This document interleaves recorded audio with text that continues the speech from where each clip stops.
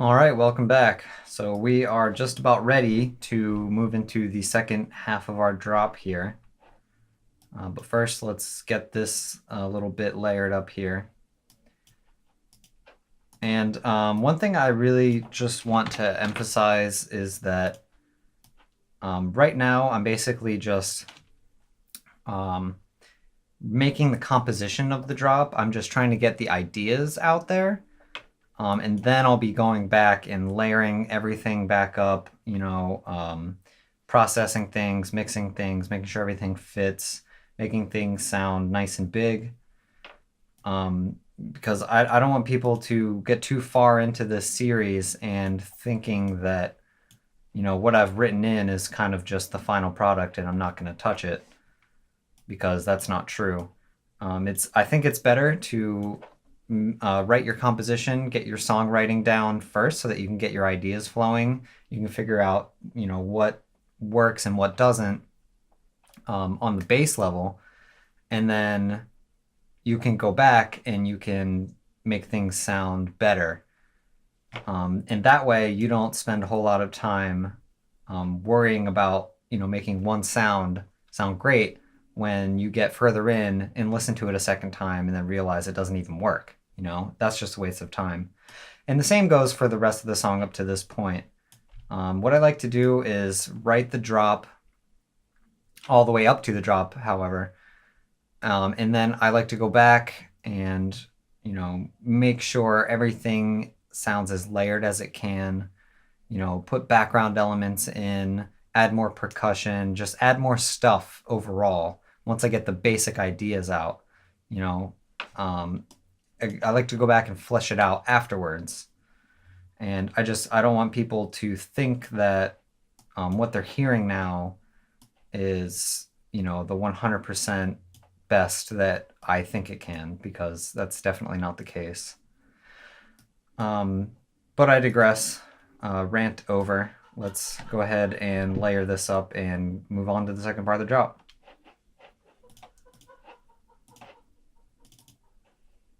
So I believe this was just an F.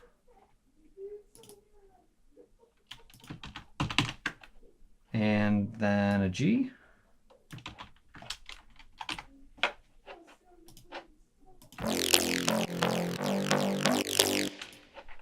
Okay. And as for the automation, probably just have it move downwards and then might just repeat it.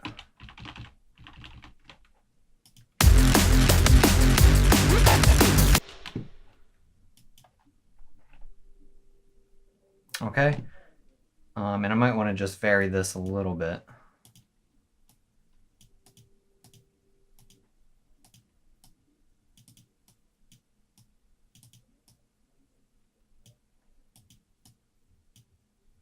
And you know what? Actually, on the second half, I might actually reverse the movement.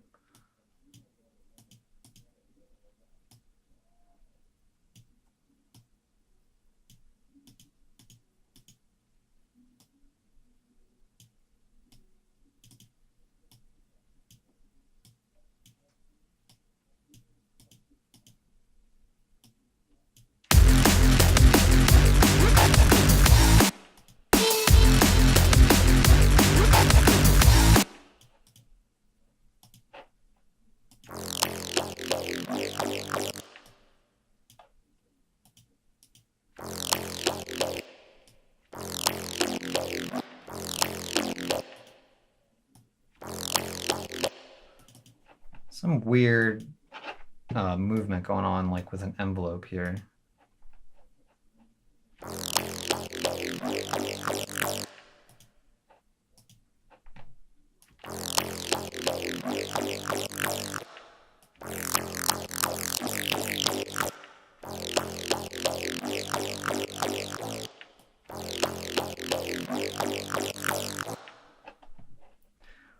Not really sure what's creating that. I can't remember. Anyway, not a big deal for right now.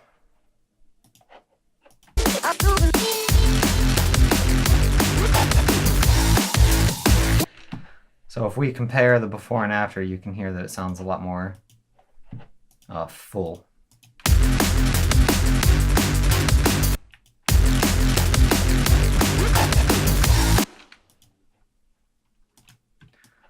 Let's copy this over, and we will definitely want to tweak this a little bit later, but for now it's okay. Let's just move on. So our next step now is to try and get the progression, and I think what'll work is what we have back here for the build-up. So let's see if we can get that to work in the drop here. So I'm just going to move these chords over.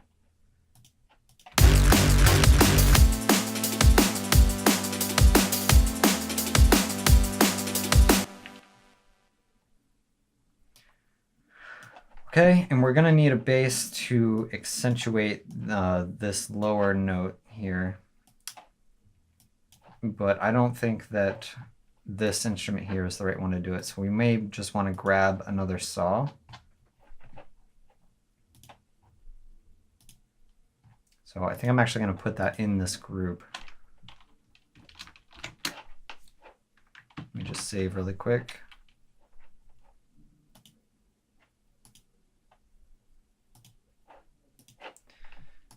Okay, let's grab our massive.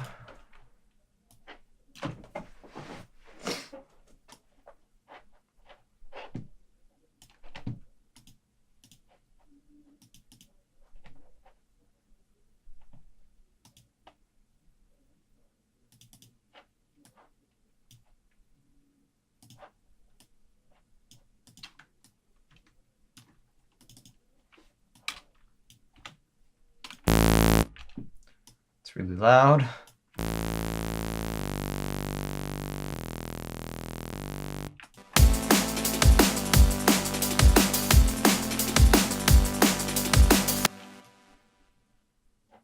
Okay. I don't think I want to make this stereo at all.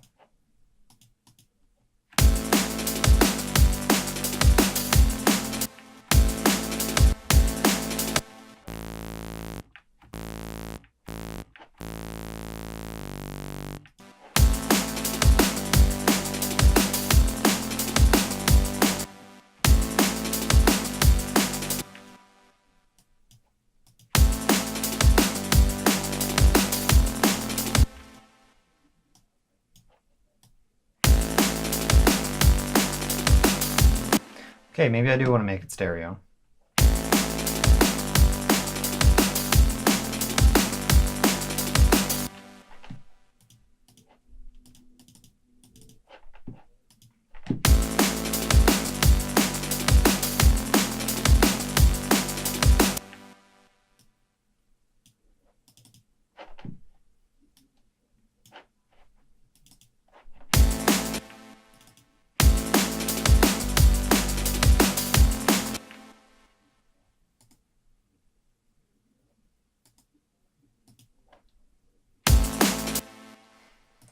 Okay, now we need a sub bass because up till this point we don't really have one.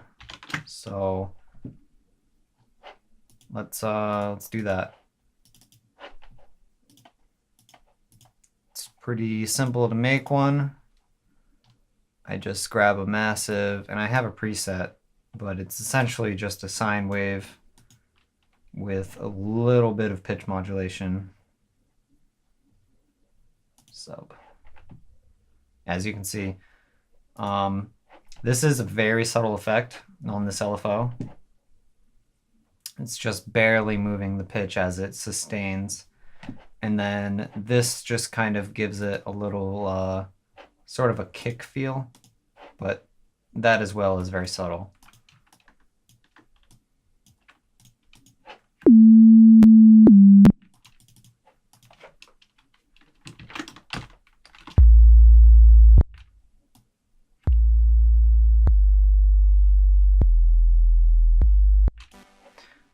All right, so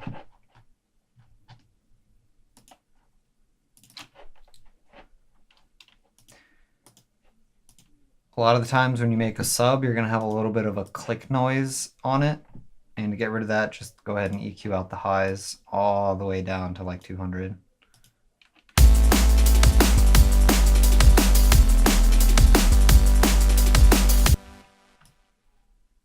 Okay.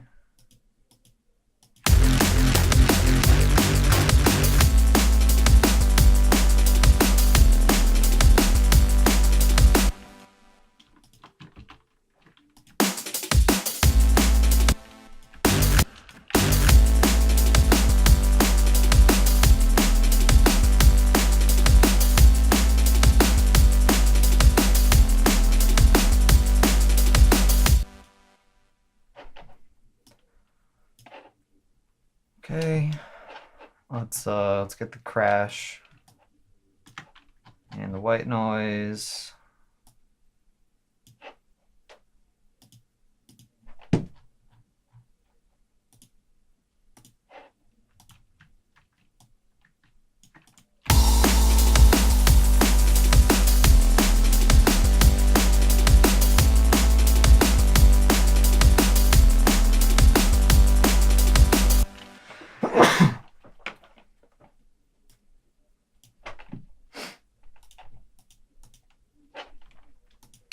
Okay, and then I have another instrument that I like to layer with my chords. And I'll bring that up now. I believe this is available in my sample pack, the introductory EDMA sample pack that you can find on our website, or it's on our Facebook as well. It's a magical lead. It's not actually a lead. It's a chords.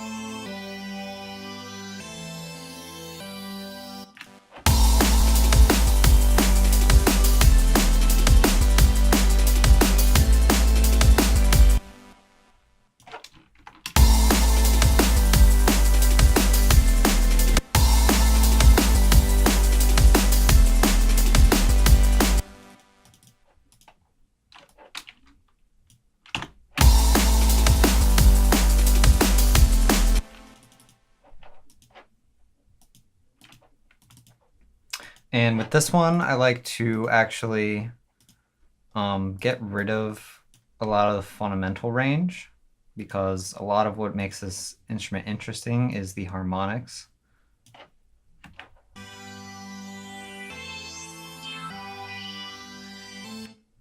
But the fundamentals essentially just sound like an organ, so I like to dip those a little bit.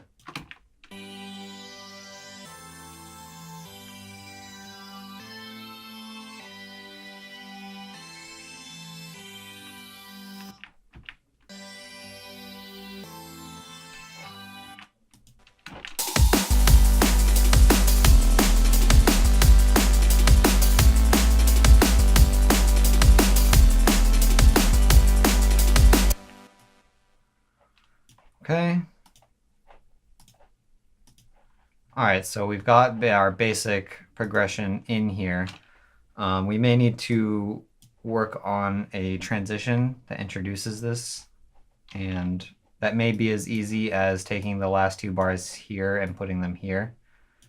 But we'll have to experiment with that and see. So we'll try that on the next episode, and I will see you then.